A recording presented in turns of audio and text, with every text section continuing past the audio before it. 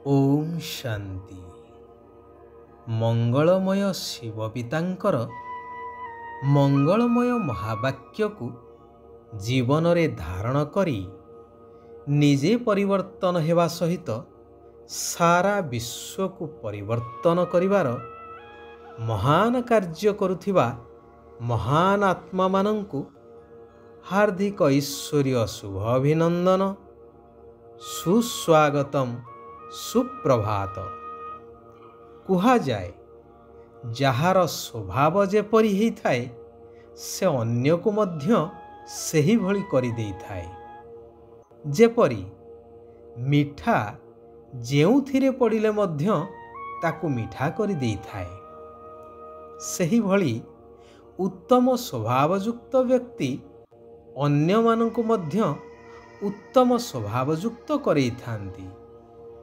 भगवान कहउछंती, मधुर आत्मिक संतानगण तुमे माने शिव बाबांक सदृश मिठा स्वभावयुक्त हो जाओ। भगवान जेहेतु दुखहर्ता सुखकर्ता, तेणु तुमे संतान माने मध्य काहाकु दुख देवा उचित नुहे। कारण शास्त्र रे मध्य अछि कि जदि दुख देव तेबे दुखी होई मरिब। क्रोध मनुष्यर परम शत्रु, तेणु केबे मध्य क्रोध करिबा अनुचित। कारण क्रोधी मनुष्य तार निजर हिताहित ज्ञान को भूली जाई थाए। निजे कौन करि थाए कौन कहि थाए निजे मध्य बुझी पारे नाही।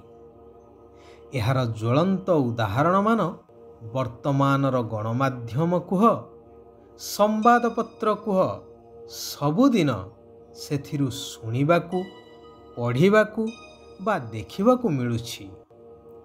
केउठी बापकू पुओ मारी देलानी तो केउठी भाई भाई को सांग सांग को इत्यादि।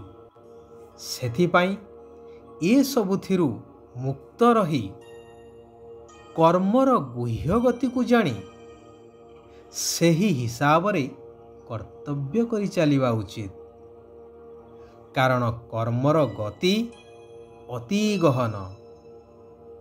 केबे केबे आमे जाहाकू भल कार्य बोली भाबी करिथाऊं ताहा मध्य ओलटा साब्यस्त ही थाए एवं तद्वारा कर्मर कड़ा हिसाब मध्य बनी जाई थाए। उदार मनोभाव संपन्न व्यक्ति समस्तंकु सहायता करिथांती बा दान आकार रे देइथांती। चाहे से उत्तम व्यक्ति हेई थाउ बा किभली संस्कार युक्त हेई थाउ, किंतु केबे चिंता मध्य करि नथांती कि एहा द्वारा मोर पुण्य जमा हेउछि बा पापर खाता बढ़ी जाउछि। कुहा जाए जेउ जिनिस बा कथा निजकु पसंद नुहे ताहा अन्य प्रति मध्य सर्वथा अनुचित। मने करा जाऊ मु निशा पदार्थ सेवन करे नाही, कारण मु भल भाबरे उपलब्धि करिछि कि एहा अनिष्टकारी अटे। तेणु मु एहा ठारू दूरेई रहिछि। तेबे अन्य को मु निशा करिबा पाई किपरि सहायता करिबी? जदि कौनसी व्यक्ति को आमे आर्थिक सहायता करुछे एवं सही अर्थ को से व्यर्थ कार्य रे यथा निशा सेवन हेउ बा जीव हत्या हेउ बा अकल्याणकारी कौनसी कर्तव्य हेउ सेथिरे उपयोग कला, तेबे सेही पापर सबुठु बड़ भाग आम खातारे जमा हेई जाउछि। जेहेतु आमे सेही कार्य करिबा पाई ताकू संपूर्ण सुजोग सृष्टि करई देलु, जानतरे हेउ बा अजानतरे हेउ। केही केही भावंती आमे तो दान कलु, दान करिबा तो पुण्य कार्य अटे, ମହତ କାର୍ଯ୍ୟ ଅଟେ। ତେବେ ଏହା ଭାବିବା ମଧ୍ୟ ଆମର ଅଦୂରଦୃଷ୍ଟିତା ବା ଅଜ୍ଞାନତାକୁ ପ୍ରମାଣିତ କରୁଛି। ସେହି ଶାସ୍ତ୍ରରେ ମଧ୍ୟ ଉଲ୍ଲେଖ ଅଛି, ଦାନ ପାତ୍ର ଦେଖି କରିବା ଦରକାର। ପୁନଶ୍ଚ ଉଲ୍ଲେଖ ଅଛି, ଦାନ ଦେଲେ ଧନ ବଢ଼େ। ଏଠାରେ ଆପଣମାନେ ବିଚାର କରନ୍ତୁ, ଦୁନିଆରେ ଏମିତି କିଛି ସ୍ଥୂଳ ଜିନିଷ ବା ଧନ ଅଛି ଯାହା ଦାନ କଲେ ବଢ଼ିଯାଏ? ଦାନ କରି କରି ସରିଯିବ କିନ୍ତୁ ବଢ଼ିବ ନାହିଁ।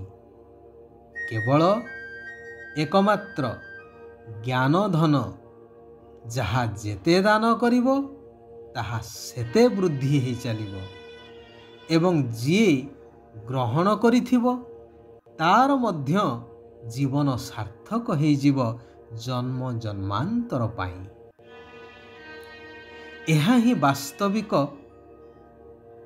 ମହାଦାନ, ସଚ୍ଚା ଦାନ, ଯାହା ମହାପୁଣ୍ୟର କାର୍ଯ୍ୟ କରିଥାଏ।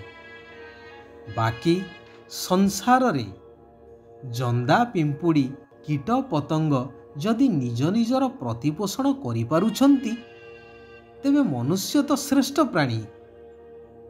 ସେ ଶ୍ରେଷ୍ଠ ପ୍ରାଣୀ ହେଇ ଏହା କ'ଣ କରିପାରିବ ନାହିଁ?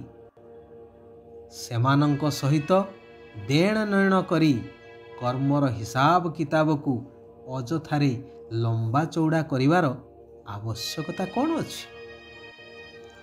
ଏହି ବେହଦ ସୃଷ୍ଟିରେ କୌଣସି କାର୍ଯ୍ୟ କାହା ବିନା ମଧ୍ୟ ଅଧୁରା ରହିଯିବ ନାହିଁ।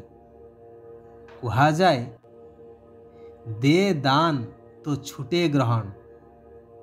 ଏହାର ବାସ୍ତବିକ ଅର୍ଥ ହେଉଛି, ନିଜ ଭିତରେ ଯେଉଁ ପାଞ୍ଚ ବିକାରର ଭୂତ ଅଛି ତାହା ନିରାକାର ନୀଳକଣ୍ଠ ଶିବ ପିତାଙ୍କୁ ଦାନ କରିଦିଅ।